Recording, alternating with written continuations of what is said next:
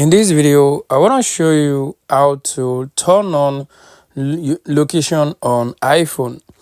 To turn on location on iPhone, it's very simple and very basic to do. The first thing you want to do, you want to go to your settings.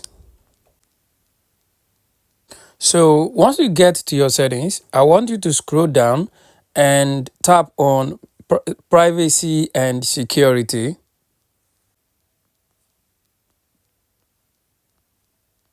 So once you tap on privacy and security, it will bring you to this page. On this page, I want you to tap on location service at the top. So once you tap on location service at the top, it's going to bring you to this page. If you check the top here, you are going to see location service is turned green, is turned on. So you want to make sure this location service is turned green.